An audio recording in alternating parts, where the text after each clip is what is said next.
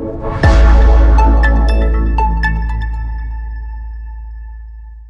everyone, it's great to be here with you all today. Well, virtually anyway. So today I'm going to be talking to you about the 5 love languages and how we can use the 5 love languages framework to up-level our skills as coworkers and as researchers.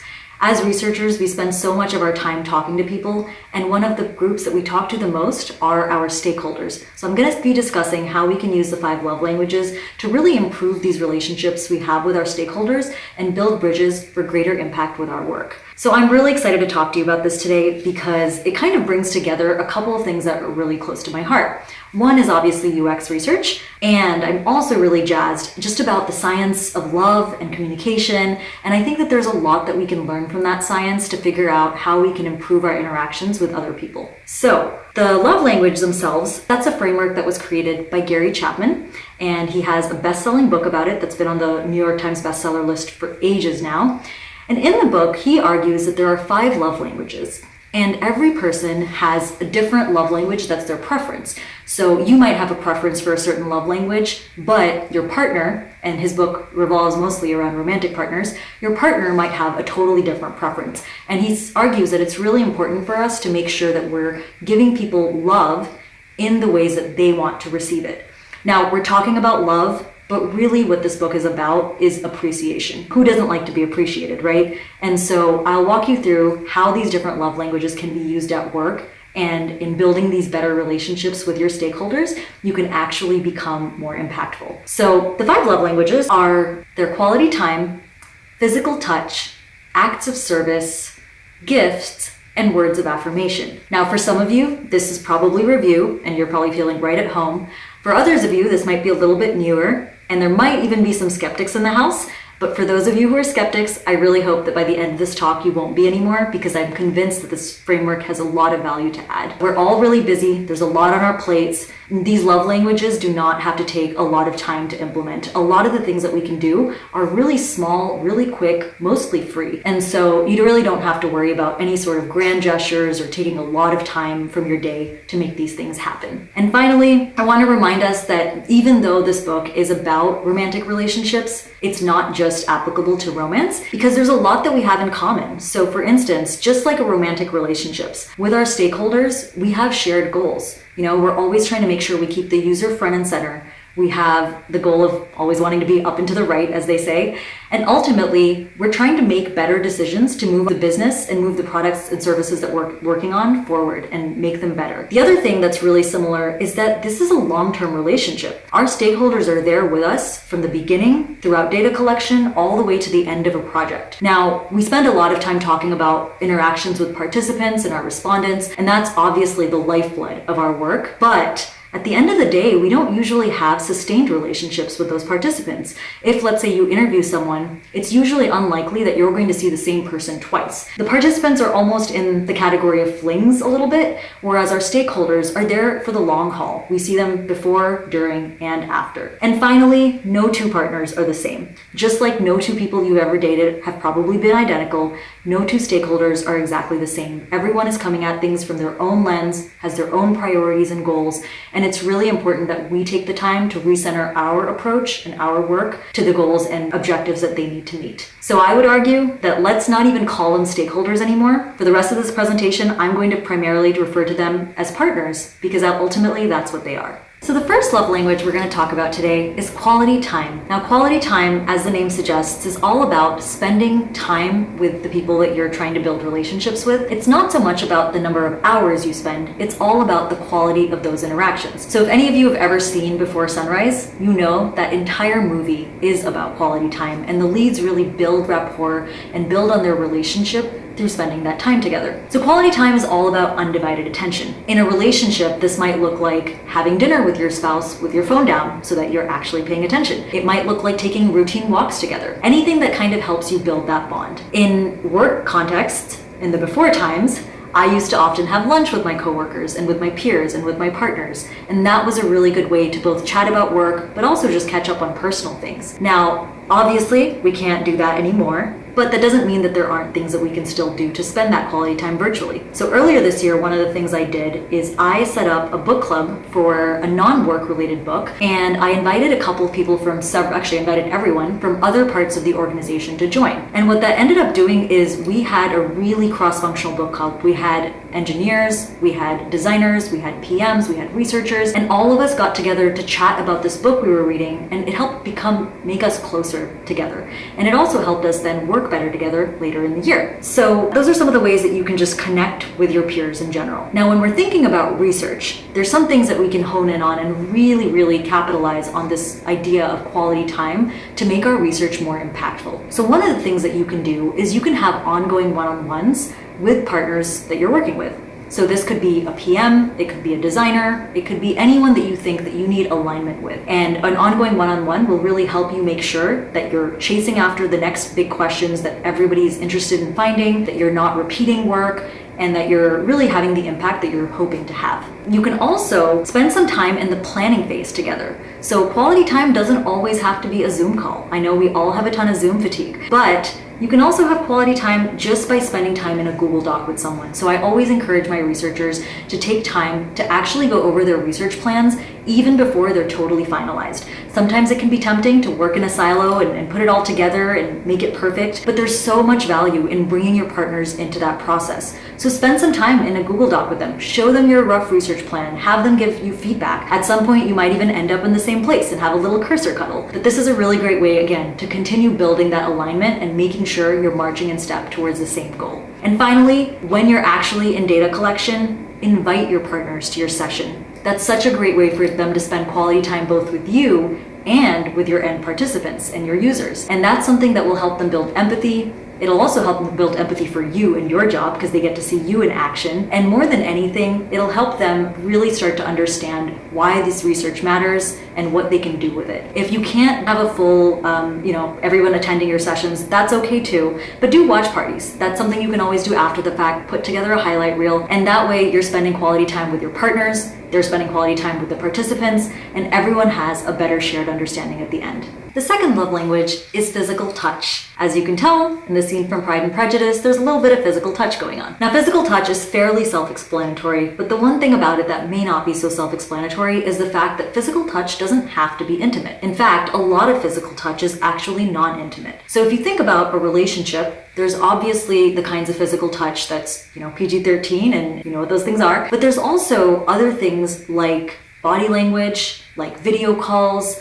like giving someone your sweater because it smells like you and it reminds you of what it feels like to be with them. Those are all things that, for instance, in a long distance relationship, people have to rely on. So with physical touch, take this one with a little bit of a grain of salt and think of it more as physical immersion, because that's really what you're trying to do. Especially in these COVID times, we can't physically actually be together, and we also want to be work appropriate. I don't want any HR violations as a result of this talk. So think of ways that you can reduce the distance between you and your partners, and even your partners and your participants. So with physical touch, there's a lot of different things that you can do that are immersive. So if you are able to actually spend time in person, one of the things that you can do is you can take your partners into research with you in the field. So something I did a couple of years ago is we were trying to do research on people that bought cars at auction. So what I did is I took a cross-functional team with me to an auction, and it was such a fantastic and different experience, because even though we had sat in conference rooms and tried to come up with designs, it was nothing like actually being there. Being at the auction, we got to hear auctioneers talking a mile a minute. We got to hear people coming up randomly, asking us questions. There were so many things distracting us. We got to see the cars going through the bay in 30 seconds sometimes, and we had expected that time frame to be a lot longer. So it really taught us a valuable lesson, which was like, wow, our app needs to be designed for distraction in a way that we had never been able to anticipate just sitting in that conference room. So that's one of the really, really nice things. If you can get physically there, that would be really great. But even if you can't, don't worry, there's lots of other things that you can do. Again, the goal is to reduce the distance between people and help people start to visualize what's going on in somebody else's context. So one thing that you can do is use what I like to call the 3 V's. The 3 V's are pretty simple. One is videos, and you can share videos of your participants in their context with your partners so that they can actually get a sense for what's going on. You can also share verbatims. Quotes are really, really powerful. It's something that you all are probably doing already, but it's a good reminder to keep doing that. And finally, you can share visualizations. So that can be something like pictures from the scene. It can be even screenshots, anything that helps people get a sense of really what was going on in that physical context. And the reason this is so helpful is it not only helps them feel immersed, but at the end of the day, seeing is believing. By taking those coworkers out to the auction with me, there was a lot less convincing I had to do when the time came, in a way that if I had just put that information in a report, they would have believed me, but it wouldn't have felt real. So really lean on this physical touch and let it guide you into impact. The third love language we're going to talk about is acts of service. Acts of service is all about proactively assessing and then addressing your partner's needs. In this scene from Hitch, one of my all-time favorite movies, Will Smith basically brings Eva Mendes some coffee in the morning right as she wakes up. Now, the reason that's an act of service is because he did it without being asked. If she had asked for coffee and he had done it, it would have still been nice, but it wouldn't necessarily have been an act of service. So in a relationship, this is one way that an act of service might play out. A lot of times acts of service are also things like doing chores, so you could help someone fold their laundry, you could fill up someone's gas on the way home, things like that. In the workplace, there's also a lot that you can do in the realm of acts of service. So basically, you can try to think about it as what are some things that you can do to take something off someone's plate or to help them without them even asking you that they need help. So something that you could do, for instance, is if someone is just really, really swamped a certain week and you know you have a little bit of a lighter week, maybe you can offer to take something off their plate and do a task that otherwise they would have had to do. Or if one of your partners misses a meeting that they really needed to be at and you were present, take some notes, and before even being asked, send those notes over and say, hey, I noticed you weren't able to make this meeting, here's some notes so you're caught up. Those kinds of small acts can go such a long way. Now in research, there's also some things that we can do. And my biggest piece of advice for you in terms of the biggest act of service that you can do for a partner is to make sure you don't bury them in data. Now, as researchers, I know firsthand that we love information. We're super curious, we love finding things out, and we want to share all of our findings with the world. But one of the things that can happen is sometimes this can overwhelm our partners, especially because they have some really, really clear goals and strict initiatives that they have to follow. So what I would encourage you to do is not to not share the research, obviously share it, but try to put on the lens of what is the decision that this partner of mine has to make, and how can I reduce the amount of data that they have to sift through in order to make that decision? How can I kind of distill what I have and prioritize it and put it in a format that will make the most sense to them? One of the ways in which I really like to do this is what I call what, so what, now what? And basically what this entails is what is your observations? It's all the juicy stuff that you found out that you're observing and that you're kind of taking note of. So what is when you take these observations and you turn them into insights. You start to find themes, you start to figure out where there are dots that you can connect. And now what is actually where a lot of times the meat is. Now what is being able to take those insights and really turning them into something even more valuable by taking into account context. Take into account, what is the current roadmap? What are the priorities that we're up against? How does this fit in with our business context in particular? If you can do that and get people from the what to the so what, all the way to the now what, you're really going to help them see your insights in context. And not only will they then feel like you added tremendous value, but they'll also start treating you as a trusted partner, and they'll bring you into conversations earlier, often, and they'll trust your judgment. So the fourth love language is gifts. This is probably one that you're familiar with. You've probably given people gifts before. You've probably received them as well. But don't worry, gifts don't always have to be extravagant. In fact, they don't even have to be monetary. The whole crux behind gifts as a love language is to give something that is tailored to the recipient so that it makes them feel like you really thought about them. And it's all about the cheesy phrase, it's the thought that counts, right? So in relationships, a lot of times gifts end up being exchanged during special events, special occasions. So it could be a birthday, an anniversary. In this case, in Crazy Rich Asians, Henry Golding is giving the gift of a ring during an engagement. And so that is one manifestation of a gift.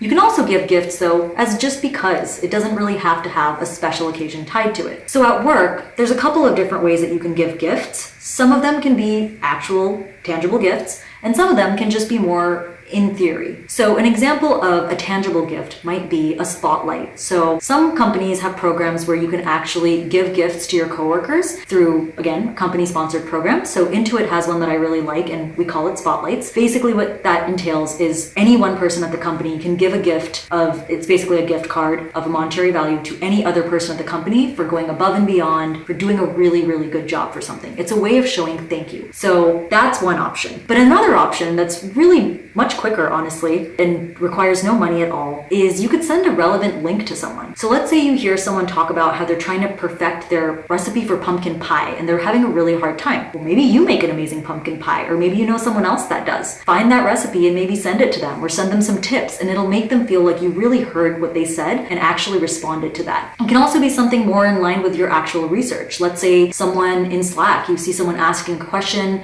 and they're obviously asking a question that you're like, I know someone on my team who did research about that topic before. Even if it's not your research, ask your teammate, figure out where that research lives, and maybe send that link to the other person. By doing so, you're actually elevating research in the org and you're helping somebody else out. And finally, one of my favorites is when you can send something personalized. So again, if you can actually send a gift, like a physical thing, that's great, but don't stress yourself out, especially these days when we're so far away. One of the things you can do is send a personalized document for someone. So one of my researchers was trying to put together insights from the last couple of quarters so that her PM had everything in one place. And one of the things that she noticed is that her PM liked having everything in a wiki. Now, not all of us are fans of wikis. In fact, I don't think she was a very big fan herself, but since that was the preference for her PM, that's what she prioritized. So she got all her links together, she organized it nicely, and she started just accumulating all her research and putting links to it there. So it was a document that he could refer to again and again and again, and it was kind of like a gift that kept on giving. So the last and final love language, but definitely not the least, is words of affirmation. This one might actually be one of my favorite love languages because the ROI is magnificent, generally free, super easy to do. So words of affirmation are essentially just spoken or written words that you say or write to make your partner feel good. Now, this can be in the form of compliments, it can be in the form of encouragement, it can be in the form of gratitude. The gist here is it's not better left unsaid. If you have something nice to say it. So in relationships, this often shows up with the magic 3 words, I love you, but it can also be something like a love letter, it can be a note scrawled on the fridge that says, you got this, or have a nice day, or if you're like me and you're a Love Actually fan, it can be, to me, you are perfect. So those are some things in relationship contexts, but that doesn't also mean that they stay there because there's so many opportunities for us to express words of affirmation in the workplace. One of the things that you can do is if someone says something really smart during a meeting or something that made you think, let them know. Tell them like, wow, that was a really great idea. It really made me think. Or if you really like someone's Zoom backgrounds, let them know. The number of times I've been in awe of someone's Zoom background and I've told them, and then I find out some story about their life has been amazing. You always get to connect with people more that way. And you can also do things that are a little bit more formal, but still don't take a ton of time. So for instance, earlier in the year, I attended this training that was led by someone who was really, really early in her career, and she was one of the best speakers I had ever come across. Like, literally never used a filler word, was always keeping everyone on track, sounded really kind, and I ended up sending her a really quick Slack message, took me roughly 30 seconds, and I just told her, I was like, I just attended your training and you are an amazing speaker. And she responded to me just by telling me that it made her week. And again, took me almost no time. So don't underestimate the power of your words. Use them when you can. And another thing that you can do, speaking of ROI, is that you can use Slack to your advantage. Slack has made it easier than ever for us to express words of affirmation without really even having to say any words. So if you see an idea that you like or someone says something funny, throw in a Slack emoji, react to it in a positive way, affirm them. That'll go a lot further than you think. And finally, when it comes to your research, the one piece of advice I have for you here is highlight wins. What I mean by that is when we give research reports, a lot of times, I know I've definitely done this, a lot of times we can focus on all of the things that are wrong. As researchers, a lot of our jobs are to find problems. We're always trying to uncover areas of opportunity in the products that we work on so that we can make those products better. And that's amazing. Obviously, you want to share those things. But don't stop there. Don't feel like you only need to share the things that are going wrong. Also share some of the wins. Also share some of the places where the product is shining. And this is for a couple of reasons. One is it just makes people happy and makes your partners feel positively towards you. But 2, it also kind of makes your findings more credible. The reason for that is that confirmation bias is a very real thing. And it's very natural for people to get defensive sometimes. So if you share a report or you share a bunch of findings and everything on that list is negative, once in a while it might happen where someone will actually call into question the validity of those findings. They'll wonder like, well, are you sure we recruited the right participants for this? Or was this really the right time to do this research? I've definitely gotten questions like that in the past, and a lot of times it's just because people are having a little bit of trouble coming to terms with the negative things that they're hearing. But when you include some positives in the mix, it's a lot easier for people to take all of that together. They don't throw the baby out with the bathwater. They really start to feel like, okay, these are credible and I can trust this research. So go ahead and take some time, spread some words of affirmation around, and I promise you it will have a good effect. So those are the 5 love languages. Now you have a much better sense of how they can apply not just to your personal life, but also to your work life. Now, as you know, as researchers, we have a lot of different partners that we work with. This is just a fraction, probably, of the ones that you might work with on a daily basis. But these are all opportunities for us to really start to practice these love languages, experiment with them, figure out what works for the partners that you are specifically working with. Because as we discussed, not everyone has the same way that they like to be appreciated. Not everyone has the same thing that builds connection, but these are all ways to explore. Now, also, to give you a quick recap on what we went over, there's 5 love languages. The first one is quality time. This is all about spending some quality time with the people that you work with. And what this really can do is help build alignment for the research that you're doing at the beginning. And it can also help you after or like while you're doing the research to make sure everybody's on the same page. People are building empathy for you as a researcher as well as for the participants that you're interviewing or working with. The next one is physical touch. This one is all about physical immersion and reducing the distance between two people. That those two people might be you and your partner. It also may be your partner and the participants, the actual end users that we're trying to make experiences better for. And by doing this physical immersion, you really get to capitalize on that seeing is believing value. The fact that people will feel more like they can trust the research because they're seeing it with their own 2 eyes or they're hearing quotes themselves. So the third one is acts of service, and this is all about proactively helping out, doing things that can make your partner's lives easier. The way that I recommend for this one is going with what, so what, and now what, and really making sure that you're never stopping at the what